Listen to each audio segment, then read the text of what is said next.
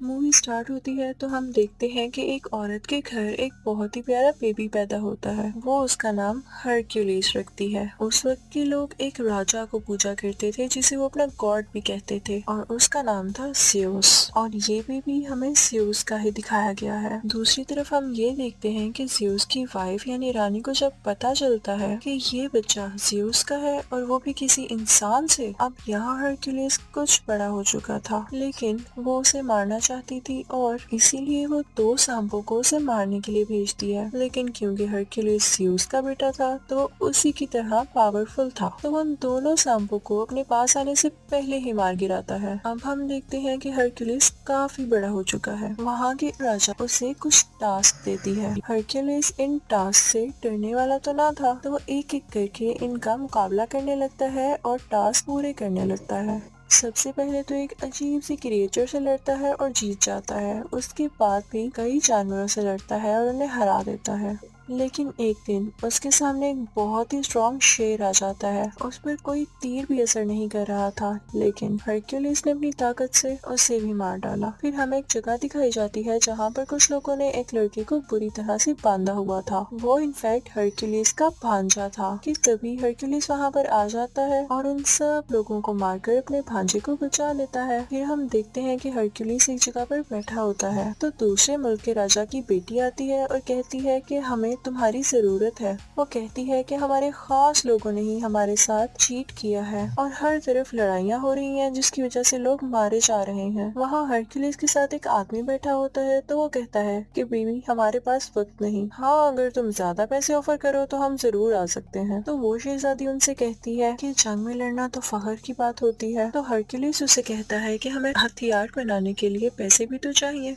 तो वो शहजादी कहती है कि मेरे बाबा यानी राजा बहुत अमीर है, तो वो तुम्हें बहुत सारा सोना दे सकते हैं। तो हरक्यूलिस मान जाता है और उसके साथ उसके मुल्क आ जाता है। वहाँ पर एक बहुत बड़ा स्टैचू लगा होता है जो कि ज़्यूस की वाइफ का था। तो शहजादी हरक्यूलिस को बताती है कि ये 5 साल में बना। यहाँ पर कोई भी नहीं यकीन कर रहा था कि ये वाकई ज़्यूस का बेटा है, लेकिन उस शहजादी के बेटे के लिए हरक्यूलिस तो कोई हीरो जैसा था। राजा उसे बताता है कि मेरे खास बंदे ने हमसे बगावत यानी चीट किया है और उसके बाद से पूरे मुल्क में लड़ाइयाँ चल रही हैं, इसलिए हमें तुम्हारी मदद की जरूरत है ताकि हम सब कुछ दोबारा ठीक कर सके। वो उसे ये भी बताता है कि वो एक नॉर्मल इंसान नहीं है बल्कि वो एक जादूगर है और उसे गॉड के अलावा कोई नहीं मार सकता।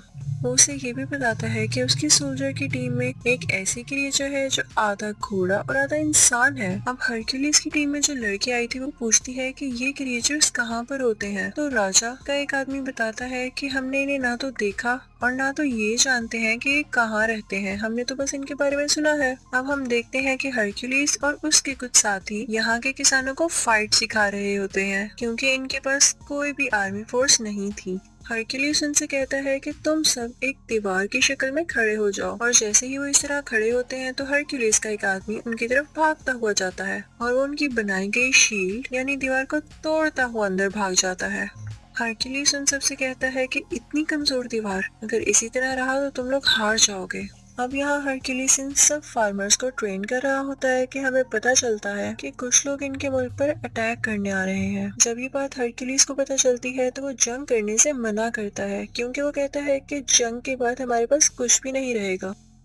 लेकिन वहाँ का राजा कहता है कि हम जितनी जल्दी इन लोगों को खत्म करेंगे उतनी जल्दी ही हमारे मुल्क में सुकून हो जाएगा। अब रात में हम देखते हैं कि शहजादी का वही बेटा जो हरक्यूलिस को अपना हीरो मानता था वो उससे मिलने के लिए आता है। वो उससे कहता है कि मुझे आप बहुत अच्छे लगते हैं और मैं भी बड़ा होकर आपकी तरह ही बनूंगा। यहाँ हम देखते हैं कि हरक्यूलिस किसी जानवर के दांत का लॉकेट अपने गले से उतार कर उस बच्चे के गले में डाल देता है। वो उसे बताता है कि ये मैं अपने बेटे को देना चाहता था लेकिन अब तुम्हें दे रहा हूँ। अब सब लोग उस तरफ जा रहे थे जहाँ पर इन लोगों ने दुश्मन राजा का मुकाबला करना था। रास्ते में ये लोग देखते हैं कि एक जगह पर कटे हुए सर लटके हैं। तो राजा उन्हें बताता है कि वो यहाँ पर हमसे पहले पहुँच चुका था और हमें डराने के लिए उसने यहाँ के लोगों को मार दिया। हरक्यूलिस कहता है कि हम यहाँ से पैदल जाएंगे और सब चलने लगते हैं। लेकिन हरक्यूलिस नोट करता है कि ये डेड बॉडीज आज की नहीं बल्कि कई दिन पुरानी है और ये उनके लिए एक साजिश थी, उनका ध्यान इधर उधर करने के लिए। और तभी हम देखते हैं इनके चारों तरफ एक कबीले के कुछ लोग आ जाते हैं।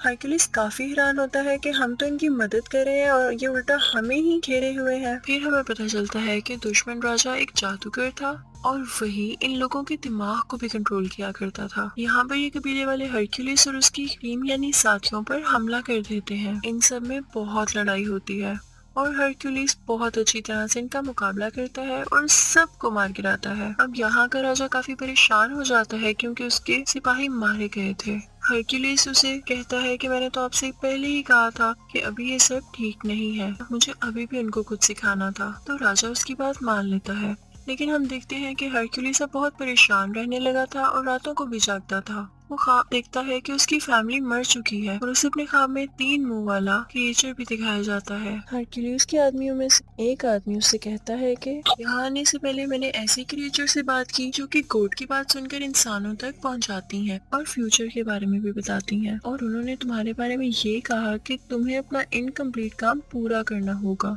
लेकिन हरक्यूलिस बहुत परेशान था तो इस बात पर इतना ध्यान नहीं देता। हरक्यूलिस की एक बीवी और 3 बच्चे थे और उसके बच्चों को मार दिया गया था, जिसका कसूरवार भी उसे ठहराया गया और इसी वजह से उसे अपने मुल्क से भी निकाल दिया गया था। खैर, ये सब लोग दुश्मन राजा की तरफ पहुंच जाते हैं। देखने से तो ये लग रहा था कि जिन फार्मर्स को हरक्यूलिस ने थोड़ी बहुत लड़ाई सिखाई थी वो ठीक से लड़ नहीं सकेंगे और हार जाएंगे, लेकिन लकीली वो ये जंग जीत जाते हैं। फिर हम देखते हैं कि वो दुश्मन राजा हरक्यूलिस की तरफ बढ़ता है ताकि उसे मार सके। तो हरक्यूलिस फौरन से उसका घोड़ा गिराकर उसे कैद कर लेता है। कैद करने के बाद वो उसे राजा के पास ले जाता है। वो दुश्मन राजा कहता है कि तुमने मुझे बिला वजह कैद किया है, मैंने तुम्हारे मुल्क का कुछ नहीं बिगाड़ा। तो हरक्यूलिस कहता है कि अगर तुमने नहीं किया तो फिर किसने किया है। तो दुश्मन राजा उनसे कहता है कि तुम जरा खुद सोचो, जिस राजा के लिए तुम लड़ रहे हो अगर वो इतना ही अच्छा और ताकतवर है तो उसकी फौज उसके साथ क्यों नहीं है और उसे तुम्हारी क्यों जरूरत पड़ रही है। तुम जिसके लिए लड़ रहे हो वो इंसान ठीक नहीं है। रात को एक इवेंट होता है जिसमें राजा के सर पर ताज रखा जाता है क्योंकि उसने हर जगह कब्जा जो कर लिया था। वहीं पर उसका दुश्मन राजा भी बंधा हुआ था। सब उस पर हंस रहे थे, लेकिन राजा की बेटी यानी शहजादी जब ये सब कुछ देखती है तो उसे बिल्कुल अच्छा नहीं लगता। उसे उस दुश्मन राजा पर बहुत तरस आता है। हरक्यूलिस ये सब कुछ देख रहा था तो शहजादी के पास जाकर पूछता है कि ऐसा क्यों है, तुम्हारी आंखों में उसके लिए रहम क्यों आया, जो सच है तो मुझे बता सकती हो। वो बताती है कि जिस मुल्क का ये राजा है वहाँ का राजा मेरा शौहर था, लेकिन मेरे बाप ने उसे जहर दे दिया और खुद राजा बन गए, और ये राजा जिसे तुम लोग कैद करके लाए हो ये मेरे शौहर का खास आदमी था और इसीलिए वो मेरे बाप के खिलाफ हुआ और जंग शुरू होने लगी। वो कहती है कि इस सब में उस दुश्मन राजा का कोई कसूर नहीं, बल्कि वो तो हमारा दुश्मन है भी नहीं, इस सब के पीछे मेरे बाप का हाथ है। लेकिन मैं अपने बाप के सामने इसलिए कुछ नहीं बोल सकी क्योंकि मेरा एक छोटा सा बेटा है जो कि अभी उनके कंट्रोल में है। और वो उससे कहती है कि मेरे बेटे को यहाँ से ले जाओ और उसे अपनी तरह की ट्रेनिंग दो। यहाँ राजा का खास आदमी आता है और हरक्यूलिस से कहता है कि आपको राजा ने याद किया है। अब हरक्यूलिस राजा के पास जाता है तो राजा उससे कहता है कि मैं बहुत खुश हूँ कि तुमने आम इंसानों और किसानों को अपनी जंग के तरीके सिखाकर उन्हें जितवा दिया, और देखो आज मैं राजा हूँ। अब आगे से वो लोग दूसरे लोगों को लड़ाई के तरीके सिखाएंगे और आहिस्ता आहिस्ता मैं पूरी दुनिया पर कब्जा कर लूंगा, और ये सब तुम्हारी वजह से हुआ है, तो क्या तुम मेरे खास आदमी बनोगे। हरक्यूलिस सुनकर मना कर देता है तो राजा कहता है कि ठीक है, जैसे तुम्हारी मर्जी, ठीक है मैं तुम्हें सोना देता हूँ और उसके बाद तुम यहाँ से चले जाना, और मैं राजा बन चुका हूँ तो मुझे तुम जैसे लोगों की अब क्या जरूरत है। अब हरक्यूलिस और उसके साथी वहाँ से अपना सोना लेकर चल पड़ते हैं कि तभी वो देखता है कि उसके आसपास गांव के लोग खड़े हैं। वो लोग काफी उदास दिख रहे थे। दरअसल वो नहीं चाहते थे कि हरक्यूलिस जाए क्योंकि हरक्यूलिस ने उन्हें रहने के तरीके जो सिखाए थे।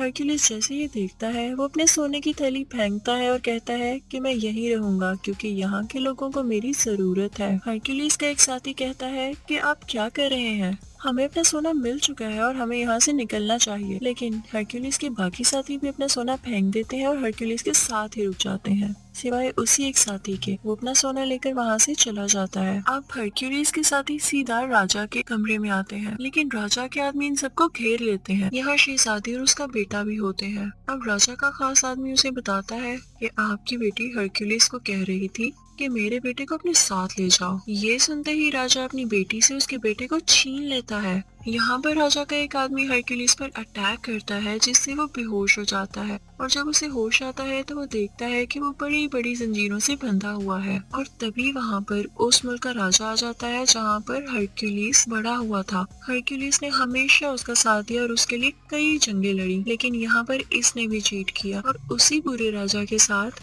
एग्रीमेंट कर लिया कि हम मिलकर दुनिया पर कब्जा करेंगे। वो अपने साथ 3 भेड़िए भी लाया था और उनके पास बिल्कुल वैसी थी जैसी हरक्यूलिस को ख्वाब में आया करती थी। वो सोचता है कि जब मेरी बीवी और बच्चों की डेथ हुई तब भी सेम ऐसी आवाजें मुझे आती थी, तो इसका मतलब इसके पीछे भी इन्हीं का हाथ था। हरक्यूलिस उनसे पूछता है कि आखिर तुम्हारा ऐसा करने के पीछे वजह क्या थी। तो उस मुल्क का राजा जहाँ हरक्यूलिस बड़ा हुआ था वो हरक्यूलिस से कहता है कि मुल्क के राजा हम थे, लेकिन तुम्हारे कारनामों और बहादुरी की वजह से सब लोग तुम्हारा नाम क्यों लेते थे। हमारे पास इसके अलावा और कोई ऑप्शन ही नहीं थी और हम तुम्हें भी नहीं मार सकते थे और हमने इल्जाम भी तुम पर इसीलिए लगाया ताकि उस मुल्क के लोग तुमसे नफरत करने लग जाए और सिर्फ हमारा नाम लें। ये सुनकर हरक्यूलिस को बहुत गुस्सा आता है, लेकिन जंजीरों से बंधा होने की वजह से वो नहीं हिल पाता। अब यहाँ हम देखते हैं कि वो राजा सबको एक एक करके मारने का प्लान कर रहा था और इसके लिए सबसे पहले वो अपनी ही बेटी को मारने लगता है। ये देखकर हरक्यूलिस घबरा जाता है तो उसका साथी उससे कहता है कि तुम कर सकते हो, अगर तुम हिम्मत हार गए तो हमारा क्या होगा। ये सुनते ही हरक्यूलिस में काफी हिम्मत आती है और वो उन जंजीरों को तोड़ देता है और खुद को आजाद कर लेता है। वो फौरन भागकर उस शहजादी के पास जाता है और उसे बचा लेता है। अब वो 3 भेड़िए हरक्यूलिस की तरफ आते हैं और उस पर अटैक कर देते हैं, लेकिन हैरानी की बात यह है कि वो उन तीनों को मार देता है। वो अपने साथियों को और उस बेचारे राजा को, जिसको ये लोग दुश्मन समझ रहे थे, आजाद कर देता है। अब वो दोनों बुरे राजा यहाँ से भाग गए थे, लेकिन हरक्यूलिस किसी तरह से उस राजा को पकड़ लेता है जिसके मुल्क में वो बड़ा हुआ। वो उसे उसी के खंजर से मार देता है, बिल्कुल उसी तरह जैसे उसने इसकी फैमिली को मारा था। इसके बाद वो अपने साथियों को लेकर महल चला जाता है। वो देखता है कि राजा बहुत ज्यादा फौज के साथ खड़ा है और एक आदमी ने शहजादी के बेटे के गले पर खंजर रखा हुआ है। राजा हुक्म देता है कि इस बच्चे को मार दिया जाए, लेकिन तभी वो आदमी वहाँ पर आता है जो हरक्यूलिस का साथी था और सोना लेकर वहाँ से चला गया था। वो फौरन से तीर से उस आदमी को मार देता है जो कि उस बच्चे को मारने वाला था। वो सब उस छोटे बच्चे को बचा लेते हैं, लेकिन अब उस दुश्मन राजा की पूरी फौज इन पर अटैक करने लगती है। हरक्यूलिस भी बराबर इनका मुकाबला करता है। इसी दौरान हरक्यूलिस के एक साथी की डेथ हो जाती है क्योंकि वो बहुत जख्मी हो चुका था।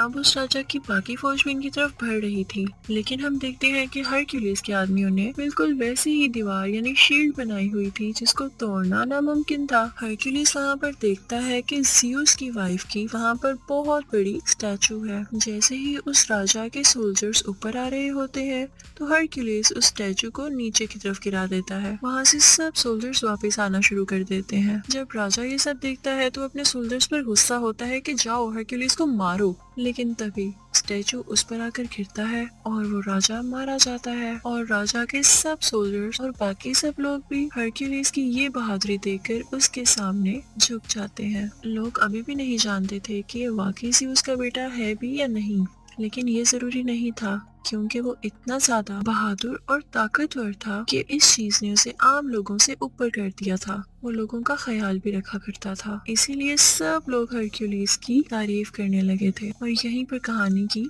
एंडिंग हो जाती है। Thank you for watching.